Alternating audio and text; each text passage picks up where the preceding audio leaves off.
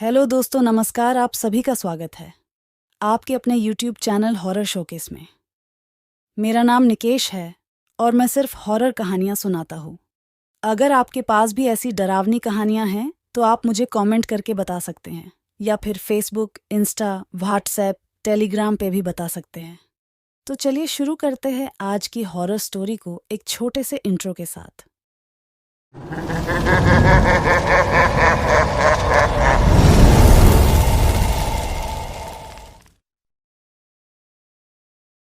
दिल्ली की ऊंची इमारतों के बीचों बीच एक विशाल शॉपिंग मॉल था। शाम ढलने के बाद चहल पहल कम हो जाती थी। ऐसे ही एक दिन निशा देर रात शॉपिंग मॉल से निकली। बारिश हो रही थी जिससे पार्किंग का इलाका सुनसान और अंधेरा सा लग रहा था।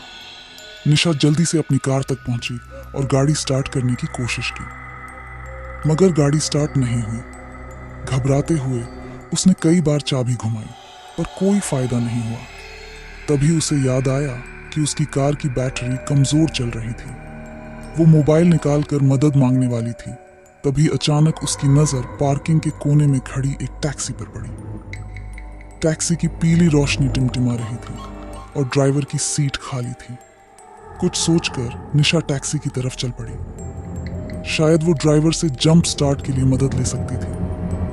जैसे जैसे वो टैक्सी के करीब पहुंची, उसे एक अजीब सी ठंड महसूस हुई। टैक्सी के पीछे का शीशा टूटा हुआ था। निशा ने झुककर अंदर झांका। ड्राइवर की सीट खाली थी, पर पीछे की सीट पर एक सफेद साया बैठा हुआ था। सफेद साया एक छोटी बच्ची का था। उसकी पीठ निशा की तरफ थी और वो धीरे धीरे गाते हुए झूल रही थी। निशा की रूह कांप गई। वो चीखना चाहती थी, पर आवाज ही नहीं निकल रही थी। उसने पलटकर भागना चाहा, तभी वो सफेद साया तेजी से घुमा। बच्ची का चेहरा सफेद कपड़े से ढका हुआ था। सिर्फ उसकी काली काली आंखें निशा को घूर रही थी। बच्ची ने एक लट्ठमार आवाज में पूछा, आप मुझे घुमाने के लिए आई हैं? निशा के होश उड़ गए। वो किसी तरह गाड़ी की तरफ भागी और दरवाजा खोलकर अंदर घुसी। उसने दरवाजा बंद करने की कोशिश की, पर वो अटक गया। तभी पीछे से बच्ची की हंसी सुनाई दी। आप कहाँ जा रही हैं? चलो हम खेलते हैं। निशा ने जोर लगाकर दरवाजा बंद किया। गाड़ी के अंदर अंधेरा था। उसकी सांसें तेज चल रही थीं।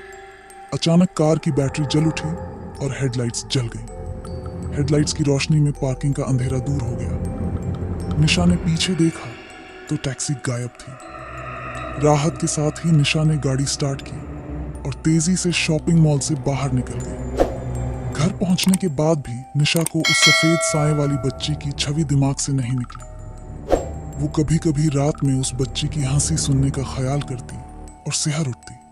कहते हैं उस शॉपिंग मॉल की पार्किंग में आज भी देर रात एक टैक्सी दिखाई देती है, जिसकी पीली रोशनी टिमटिमाती रहती है।